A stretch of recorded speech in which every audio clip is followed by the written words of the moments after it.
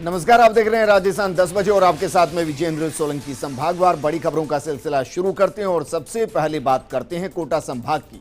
कोटा संभाग से बड़ी खबर बता रहे हैं हमारे सहयोगी सचिन ओझा। लोकसभा स्पीकर ओम बिरला आज रहे कोटा प्रवास पर। निवास पर आमजन, कार्यकर्ताओं और सामाजिक संगठनों के प्रतिनिधियों से की मुलाकात। तो वहीं कोरोना का कहर जारी, आज 7 नए केस आए सामने। कोरोना वायरस संकट निश्चित रूप से हम सबके लिए चुनौती है। हमने लंबे समय तक लॉकडाउन की पालना की, उसके कारण काफ़ी हद तक हम इसको रोकने में सफल हुए। लेकिन शुरू से ये मत था कि लड़ाई लंबी है और इस लंबी लड़ाई के लिए हमें सजगता और सतर्कता बरतनी होगी। देश की जनता ने बहुत विश्वास के साथ, भरोसे के साथ सामूहिक रूप से इसकी सतर्कता बरती। कोटा में कोरोना को लेकर सबसे अच्छी खबर यह रही कि 10 मरीजों को जो पूरी तरह अस्पताल से स्वस्थ हो गए हैं, उनको डिस्चार्ज किया गया। अब तक 494 मरीजों में से 390 को पूरी तरह स्वस्थ होने के बाद अस्पताल से डिस्चार्ज किया जा चुका है। और अब रुक करते हैं बीकानेर संभाग का। यहां की बड़ी खबर बता रहे हैं हमारे सहयोगी लक्ष्मण राघव। केंद्रीय राज्य मंत्री अर्जुन मेघवाल आज बीकानेर दौरे पर रहे। प्रधानमंत्री मोदी के नेतृत्व में दूसरी सरकार का 1 साल पूरा होने को लेकर उन्होंने एक प्रेस कॉन्फ्रेंस भी की। खास बात ये रही कि अर्जुन मेघवाल अपने निवास से सर्किट हाउस तक बाइसिकल पर पहुंचे। उन्होंने वर्ल्ड बाइसिकल डे पर शुभकामनाएं देते हुए कहा कि पर्यावरण और फिटनेस दोनों के लिए साइकिल एक बेहतर साधन है। साथ ही साथ प्रेस कॉन्फ्रेंस में उन्होंने मोदी सरकार की उपलब्धियां गिनाते हुए कहा कि भारत मोदी जी के नेतृत्व में आत्मनिर्भर होगा तो बीकानेर भी आत्मनिर्भर बनेगा। उन्होंने कहा कि लगातार वे कोशिश कर रहे हैं कि बीकानेर में ऐसी योजनाएं लाई जाएं जिससे यहाँ आमजन को फ़ायदा हो। उन्होंने अपनी उपलब्धियां गिनाते हुए कहा कि चाहे दुरंतो एक्सप्रेस की बात हो, पोटास भंडारों को लेकर हो रहे काम की बात हो या गैस पाइपलाइन की, इन सब पर काम हुआ है। साथ ही साथ उनका कहना ये था कि टिड्डी टेरर निश्चित तौर पर पूरे प्रदेश के लिए एक चुनौती है, खास तौर पर पश्चिमी राजस्थान को लेकर। हमारा जो आत्मनिर्भर भारत अभियान आया 20 लाख करोड़ इससे निश्चित रूप से आत्मनिर्भरता बढ़ेगी। लोकल फॉर वोकल, जो लोकल प्रोडक्ट है उसके खरीदने के प्रति रुचि भी लोगों की बढ़ेगी, तो जिले भी आत्मनिर्भर होंगे, राज्य भी आत्मनिर्भर होंगे और देश भी आत्मनिर्भर। तो दूसरी तरफ बीकानेर के कोतवाली थाना इलाके में आज दिन दहाड़े लूट का एक असफल प्रयास हुआ। सीसीटीवी में फुटेज भी आ गए।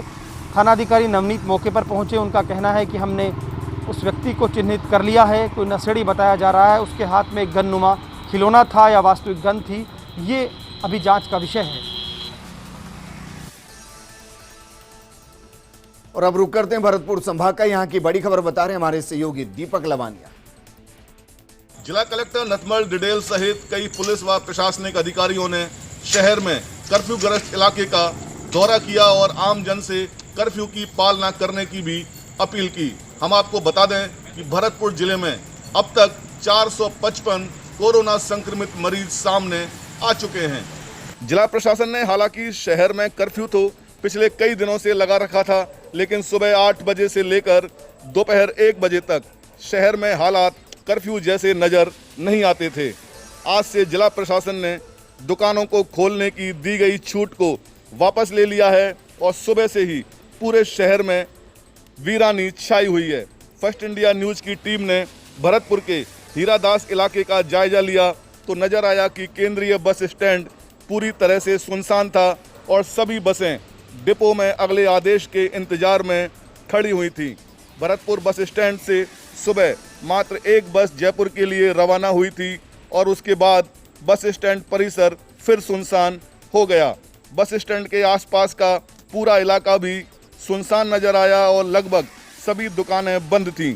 सुरक्षा के भी जगह जगह पुख्ता इंतजाम किए गए थे। पुलिस ने बैरिकेड्स लगाकर हर आने जाने वाले पर कड़ी नज़र बना रखी थी और अस्पताल, गैस एजेंसी, दवाई की दुकान आदि स्थानों पर जाने वाले लोगों को ही पुलिस द्वारा छूट दी जा रही थी। भरतपुर के कोरोना हॉट स्पॉट बनने के बाद आज जिला प्रशासन ने शहर में कर्फ्यू की कड़ाई के साथ पालना कराई और इस दौरान शहर के सभी बाजार और सड़कें पूरी तरह से वीरान नजर आईं। वहीं जोधपुर संभाग की बड़ी खबर बता रहे हैं हमारे सहयोगी शिव प्रकाश पुरोहित। करीब 2 महीने के लंबे इंतजार के बाद आज रोडवेज के पहिए सड़क पर दौड़ने लगे। राज्य सरकार के आदेश के बाद आज जोधपुर से भी रोडवेज बसों का संचालन शुरू हुआ। पहले दौर में आज 15 रोडवेज बसें संचालित की गई, जिनमें मुख्य रूप से जयपुर, कोटा, बीकानेर, उदयपुर, बाड़मेर, जैसलमेर के रूट पर बसों का संचालन किया गया। हालांकि पहले दिन यात्री काफ़ी संख्या में नहीं पहुंच पाए, लेकिन जो भी यात्री स्टेशन पर पहुंचे उनकी थर्मल स्कैनिंग के जरिए टेम्परेचर नापा गया, तो वहीं बसों में बिठाने से पहले उनके हाथ सैनिटाइज करवाए गए। बसों में भी सोशल डिस्टेंसिंग का पूरा ध्यान रखा गया। यात्रियों की सुविधा के लिए ऑनलाइन और ऑफलाइन टिकट की व्यवस्था की गई। रोडवेज प्रशासन का कहना है कि भले ही अभी जो यात्री भार कम हो, लेकिन धीरे धीरे जो यात्रियों का भार बढ़ेगा तो रोडवेज बसों का संचालन भी तेज होगा। साथ ही स्वास्थ्य सुरक्षा का पूरा ध्यान रखा जाएगा। और अब रुक करते हैं उदयपुर संभाग का, यहाँ की बड़ी खबर बता रहे हैं हमारे सहयोगी रवि शर्मा। अनलॉक 1 के बाद जिंदगी रफ्तार पकड़ने लगी है। इसी कड़ी में आज उदयपुर डिपो से रोडवेज बसों का संचालन भी शुरू हुआ। उदयपुर आगार से करीब 11 रूट पर बसों का संचालन शुरू हुआ। इससे पहले उदयपुर स्थित केंद्रीय बस स्टैंड पर यात्रियों को किसी भी तरह के संक्रमण से बचाने और उनके फैलाव को रोकने के लिए कई व्यवस्थाएं सुनिश्चित की गई। बस स्टैंड पर यात्रा करने आने वाले यात्रियों की थर्मल स्क्रीनिंग की गई। इसके बाद बसों के रवाना होने से पहले भी बसों में बैठे यात्रियों की थर्मल स्क्रीनिंग की गई। साथ ही उनके हाथों को सैनिटाइज कराया गया। इसके अलावा रोडवेज प्रबंधन ने यह बात सुनिश्चित की कि सिर्फ उन्हीं स्थानों से पिकअप की व्यवस्था रहेगी जिन स्टॉप पर थर्मल स्क्रीनिंग की व्यवस्था है।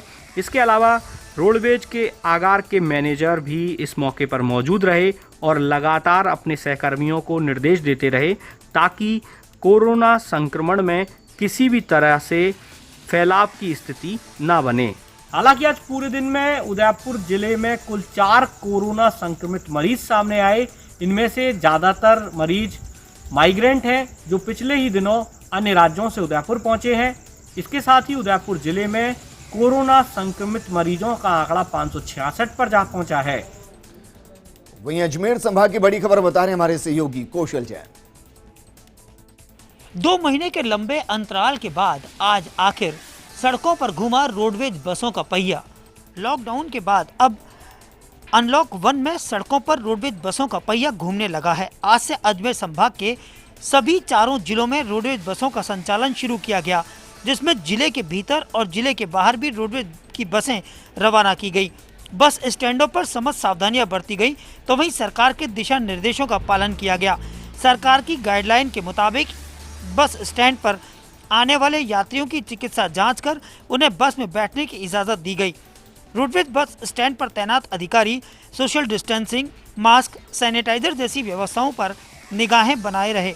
हालांकि पहला दिन होने के कारण रोडवेज बसों को सवारियों का इंतजार करना पड़ा, लेकिन रोडवेज प्रबंधन का मानना रहा कि पहले दिन यात्री भार कम मिला है, लेकिन जल्द ही रोडवेज का सफर गति पकड़ लेगा।